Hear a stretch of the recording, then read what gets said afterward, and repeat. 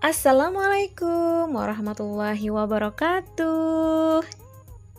Jumpa lagi di video pembelajaran muatan lokal bahasa Banjar kelas 4 SD, buku Mandulang Intan yang ada di halaman 24, yaitu maisi titik-titik. Untuk lebih jelas, tonton terus videonya hingga selesai. Sebelumnya di sini Kak Krisna mengingatkan kembali kalau pembahasan yang Kak Krisna sampaikan berpatokan pada buku Mandulang Intan kelas 4 SD. Baiklah, sekarang perhatikan perintahnya. Isi titik-titik di bawahnya supaya lengkap. Artinya, isi titik-titik di bawah ini agar lengkap. Nomor 1, musik panting tak masuk titik-titik urang Banjar. Artinya, musik panting termasuk titik-titik orang Banjar. Pada materi bab 3 yaitu musik panting itu termasuk kesenian orang Banjar. Nah, dalam bahasa Banjarnya yaitu kasanian. Nomor 2, urang nang bisa mengatik panting disambat titik-titik. Artinya, orang yang bisa mengetik panting disebut titik-titik. Jadi, bagi orang yang bisa mengetik panting itu disebut pamantingan. Nomor 3, urang nang bisa meniup suling disambat titik-titik.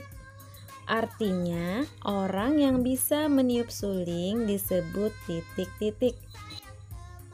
Selain tadi orang yang bisa mengetik panting, ada juga orang yang bisa meniup suling, di mana orang yang bisa meniup suling itu disebut panyulingan. Nomor 4, urang nang bisa membabun disambat titik-titik. Artinya, orang yang bisa membabun disebut titik-titik. Nah, di sini bagi orang yang bisa membabun itu disebutnya pambabunan. Nomor 5, urang nang bisa mencatuk agung disambat titik-titik. Artinya, orang yang bisa memukul agung disebut titik-titik. Nah, jadi juga di sini bagi orang yang bisa memukul agung itu disebut dalam bahasa Banjar yaitu paagungan. Nomor 6, orang nang bisa bernyanyi disambat titik-titik. Artinya, orang yang bisa bernyanyi disebut titik-titik. Jadi bagi orang Banjar, orang yang bisa bernyanyi itu disebutnya panyanyi. Nomor 7, M Sarkawi nang mangarang lagu titik-titik. Artinya, M Sarkawi yang mengarang lagu titik-titik. Jadi di sini Bapak M Sarkawi mengarang beberapa lagu di mana diantaranya yaitu Anak Pipit. Untuk lebih jelas kalian bisa kembali membuka buku Mandulang Intan yang ada di halaman 22 dan 23. Nomor 8, anak pipit nang itu hanyar haja bisa titik-titik.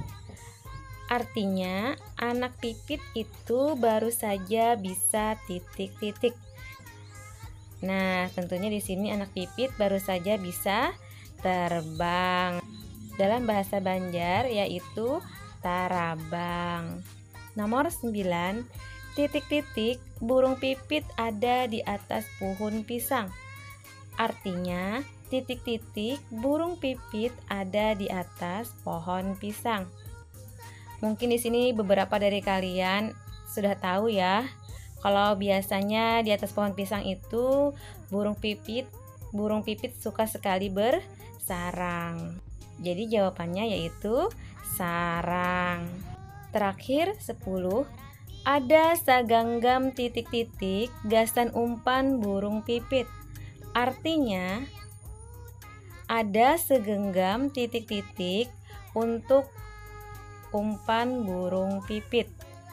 Jadi di sini umpan burung pipit yaitu padi. Dalam bahasa Banjar, bani. Nah, itu tadi 10 isian yang sudah kita jawab bersama-sama dan sudah kita artikan. Video kali ini sampai di sini. Semoga kalian bisa memahami. Sampai ketemu di video pembelajaran selanjutnya. Wassalamualaikum warahmatullahi wabarakatuh.